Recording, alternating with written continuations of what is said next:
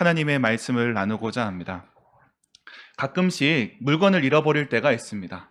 소지품을 잘 관리해도 그렇습니다. 한번 잃어버리면 찾을 때까지 신경이 쓰입니다. 사소한 것도 잃어버리면 신경이 쓰이는데 소중한 존재라면 말할 것도 없습니다. 찾게 될 때까지 기뻐할 수 없게 됩니다. 어쩌면 우리의 인생에 기쁨이 없다면 우리가 무언가를 잃어버렸기 때문입니다. 우리 인생의 중요한 무언가를 놓쳐서 그렇습니다. 오늘 본문은 잃어버릴 때의 근심과 되찾을 때의 기쁨을 다룹니다. 예수님은 이를 설명하고자 누가복음 15장에서 여러 가지 비유로 말씀하시는데 그 절정이 오늘의 본문, 바로 탕자의 비유입니다. 여기서 탕자라는 말이 어려울 수도 있는데요. 탕자는 방탕한 아들, 자기 마음대로 사는 아들이라는 뜻입니다. 오늘 본문은 아버지와 아들이 잃어버린 것과 되찾은 것을 다루고 있습니다. 그러면 이들이 무엇을 잃어버렸고 무엇을 찾았는지 말씀을 함께 살펴보도록 하겠습니다. 오늘 본문의 시작은 어떤 사람에게 두 아들이 있다는 말로 시작합니다. 그런데 둘째 아들의 말이 상당히 고약합니다. 미리 내용을 스포하면은 이 둘째 아들이 탕자입니다. 탕자. 근데 그가 아버지께 말합니다. 아버지 재산 가운데 내게 돌아올 몫을 내게 주십시오. 지금 얼굴이 심각해지신 분들은 아마 들어보신 분들 같습니다. 둘째 아들이 유산을 미리 달라고 합니다. 자기 것도 아닌데 자기 것 마냥 요구를 합니다. 괘씸하죠? 그런데 보통 자식들이 그렇습니다. 자식들이 입 밖으로 내지 않지만 속마음은 다 똑같습니다. 아버지 돈도 내 돈, 내 돈도 내 돈. 그런데 왜 말을 하지 않습니까? 유산은 죽음을 전제로 합니다. 유산을 달라는 모습이 마치 아버지의 죽음을 재촉하는 것처럼 보이기 때문에 입 밖으로 내지 않는 겁니다. 그래도 여기서 알 수 있는 것은 아버지가 재산이 있다는 겁니다. 재산이 없는 집은 그냥 가출을 합니다. 그런데 아버지에게 이렇게 달라고 하는 걸 봐서는 재산이 있는 것 같죠? 그런데 아들은 아버지를 죽은 사람 취급하는 겁니다. 이미 아버지와 아들의 관계는 깨어진 겁니다. 여기서 아버지는 아무 말도 하지 않습니다. 이런 말을 들었을 때 무언가 한 소리 함직도 한데 아무 말도 하지 않습니다. 이 시대의 가장의 권위를 생각한다면 생사 여탈의 권한을 가진 가장이 한마디 함직도 하는데 이 아버지는 아들의 요구를 따라줍니다. 그런데 이러한 경우로 할지라도 소유권을 넘겨주더라도 이 재산의 사용은 아버지의 허락을 받아야 됩니다. 아버지가 살아있기 때문에 그렇습니다. 그런데 이 둘째 아들은 어떻게 합니까? 관습도 아랑곳하지 않고 재산을 챙겨서 떠나갑니다. 아버지는 재산을 잃어버렸지만 재산만 잃어버린 것이 아닙니다. 누구를 잃었습니까? 아들을 잃었습니다. 기쁨을 잃었습니다. 아버지는 말도 잃어버리게 되었습니다. 아들은 아버지의 그늘을 벗어나고 싶습니다. 아버지의 시선을 피하고 싶습니다. 그래서 먼 곳으로 갔습니다. 이 탕자가 결혼했다는 말이 없으니 아마도 나이가 많지는 않았을 겁니다. 젊은 나이에 독립하고 싶었습니다. 내 마음대로 살고 싶었습니다. 그에게 어떤 포부가 있었는지, 어떤 꿈이 있었는지는 모르겠지만 그러나 먼 곳에서 그는 방탕하게 살았습니다. 아무런 제지 없이 아버지께 받은 재산을 낭비하며 살았습니다. 그가 받은 재산을 탕진하였을 때 그때 흉년이 들었습니다. 우리가 곳간에서 인심 난다고 하는데 흉년에는 말할 것도 없습니다. 더욱이 낯선 땅에 온 아들에게 누가 호의를 베풀겠습니까? 더군다나 방탕하게 살던 자에게 손을 내미는 자는 없을 겁니다. 이런 상황에서 아들이 구할 수 있는 일은 돼지치는 일이었습니다. 그런데 그마저도 임금이 없습니다. 이 아들이 어찌나 배가 고픈지 돼지 사료로 쓰는 쥐엄 열매를 탐낼 뿐이었습니다. 이 돼지가 꿀꿀거리면서 먹고 있는 걸 보는데 그 쥐엄 열매가 탐이 나는 겁니다. 그런데 그것마저도 어떻습니까? 주는 사람이 없었습니다. 순식간에 도련님에서 밑바닥 인생으로 떨어진 겁니다. 그동안 그를 빛내게 하던 것들, 그가 누리고 있었던 모든 것들이 사실 아버지의 것이었습니다. 아버지의 것이 사라지자 그는 초라한 몸뚱이만 남은 겁니다. 이제 돼지 사료나 탐내는 존재, 어쩌면 저 부정한 돼지보다도 못한 존재가 되어버린 겁니다. 아버지를 떠난 아들의 상황이 그렇다는 겁니다. 아들은 재산만 잃은 것이 아닙니다. 아버지께 받은 유산, 그것만 잃은 것이 아니라 그의 존엄을 잃었습니다. 어찌 보면 아들은 죽은 자와 다를 바 없다는 것입니다. 이것이 바로 탕자의 문제였고 오늘 아들이 처한 상황이라 할 수 있습니다. 그런데 오늘 우리도 마찬가지입니다. 우리 인간은 끝없이 아버지를 떠나려고 합니다. 하나님을 떠나 살고 싶어 합니다. 그 품을 벗어나고 싶어 합니다. 하나님의 눈이 닿지 않는 곳에서 내 마음대로 살고 싶습니다. 그래서 자식들은 방에 들어가면 어떻게 합니까? 네, 방문을 닫습니다. 모든 자녀들이 마찬가지입니다. 그 시선이 불편하다는 것이죠. 내 마음대로 하나님 없이 잘 살 수 있다 생각을 합니다. 그래서 자기 나름의 철학을 전개합니다. 하나님 없는 세계를 건설하고 싶어 합니다. 어쩌면 하나님이 죽은 세상을 꿈꾸는 것일지도 모릅니다. 그런데 여기서 하나님은 침묵하십니다. 인간의 철없는 요구에 대해서 아무 말도 하지 않는 것처럼 보입니다. 오늘날 이 세상은 하나님의 침묵 가운데 돌아가고 있습니다. 하나님께서 이 배도한 세상을 향하여서 심판을 내리실 수도 있는데 그저 방임한 가운데 이 세상은 저절로 굴러가는 것처럼 보입니다. 그렇게 하나님을 신경 쓰지도 않고 자기 마음대로 움직입니다.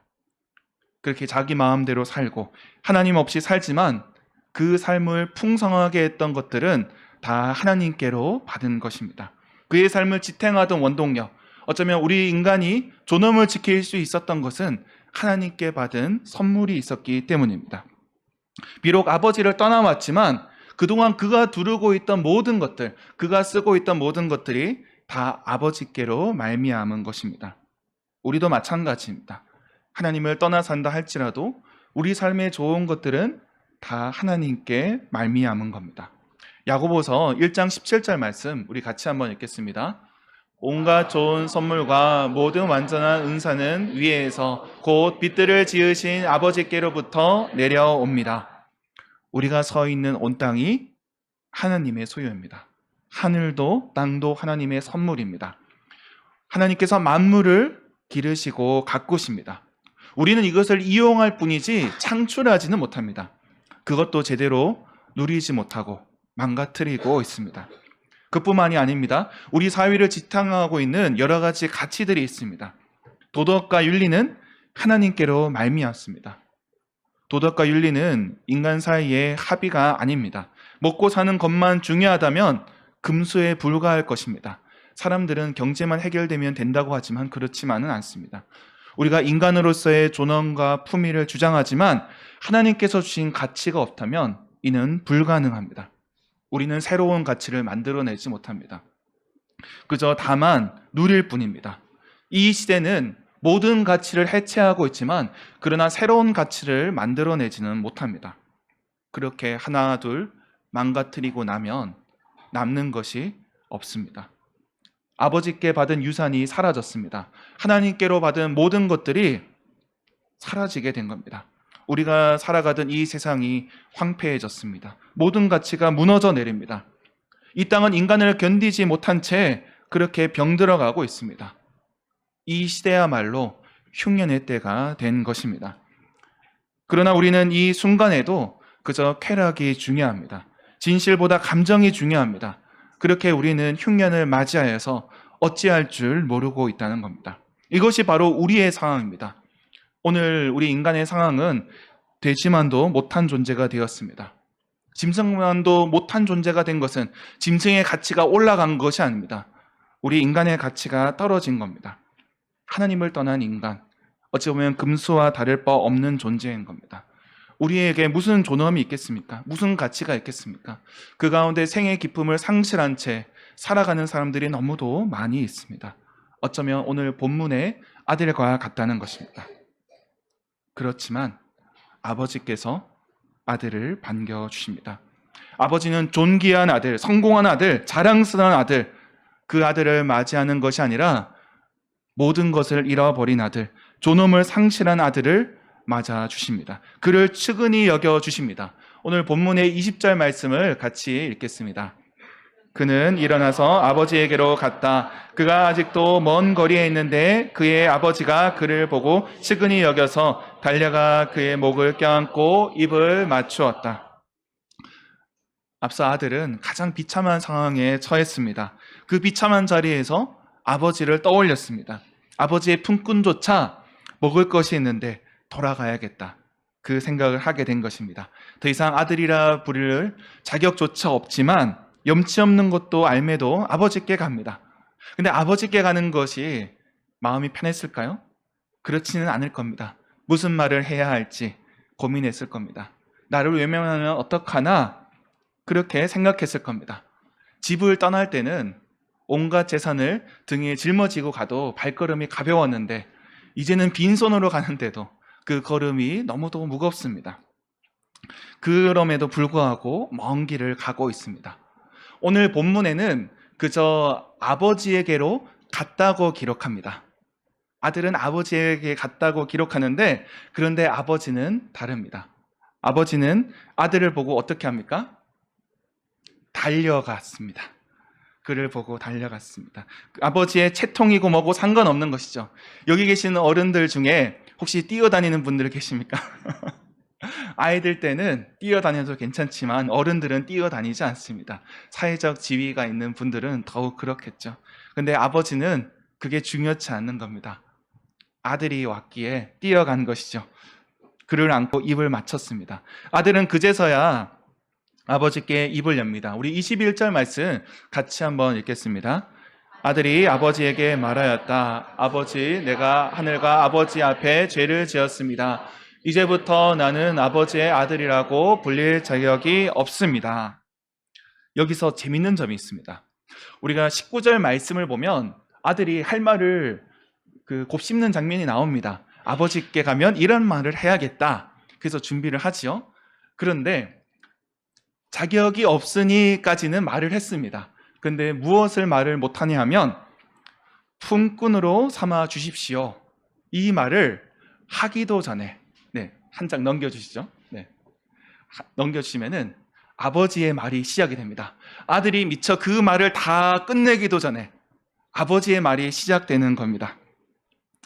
아버지, 지금까지 유산을 달라고 할 때는 아무 말이 없던 아버지인데 지금부터는 마치 방언이 터진 것처럼 랩 배틀을 하는 것처럼 아버지의 말이 이어집니다.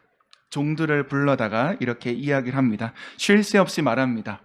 아들을 단장시키고 잔치를 준비하고 그동안 아버지가 준비한 모든 것들을 아들에게 베풀어 줍니다. 아마 아버지도 생각했을 겁니다. 이 아들이 돌아왔을 때 무슨 말을 할 것인지 아버지도 곱씹고 곱씹으며 이 날을 준비해 왔을 겁니다. 그 아버지의 기쁨이 얼마나 큰지 아들의 말을 끊고 아버지의 말을 이어갔던 겁니다. 이런 아버지의 마음, 그 기쁨이 24절에 담겨 있습니다. 24절 말씀을 같이 읽겠습니다. 나의 이 아들은 죽었다가 살아났고 내가 잃었다가 되찾았다. 그래서 그들은 잔치를 벌였다. 아버지는 아들을 되찾았습니다.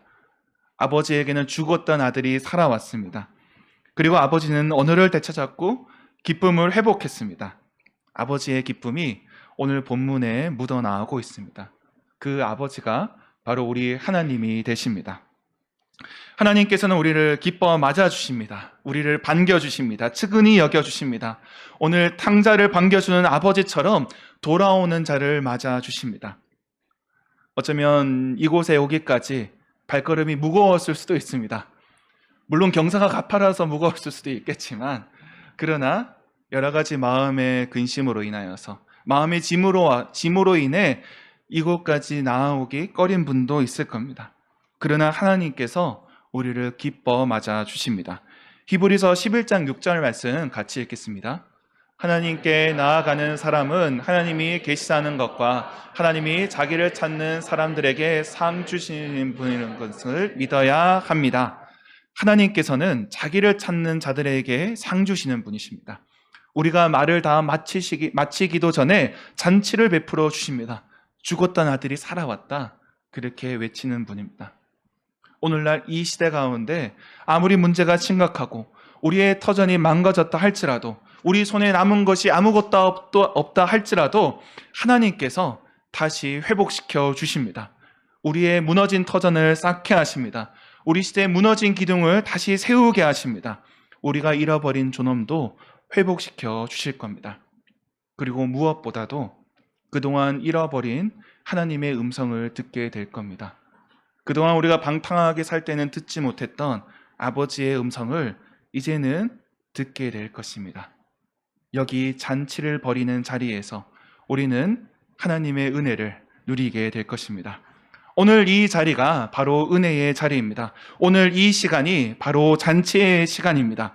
우리가 예배드리는 이곳이 바로 탕자가 하나님을, 아버지를 만난 것이고 우리가 하나님을 만나는 자리입니다. 이곳이 바로 아버지의 품입니다.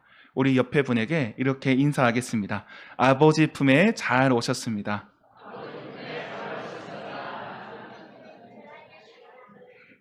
네, 말씀을 맺겠습니다. 우리의 기쁨은 저 먼 곳에 있는 것이 아닙니다. 우리는 기껏해야 돼지의 지엄 열매를 탐낼 뿐입니다. 그러나 여기 아버지 품에 참된 기쁨이 있습니다. 여기서 다시 시작해야 합니다. 하나님께서 우리를 찾으셨고 그분께서도 기뻐하십니다. 이제 남은 것은 잔치를 벌이는 것입니다. 우리를 위한 잔치가 준비되었습니다. 주님께서 떡과 포도주를 차려주셨습니다. 다시 찾은 기쁨으로 잔치에 나아가는 저와 여러분이 되길 축원합니다. 기도하겠습니다.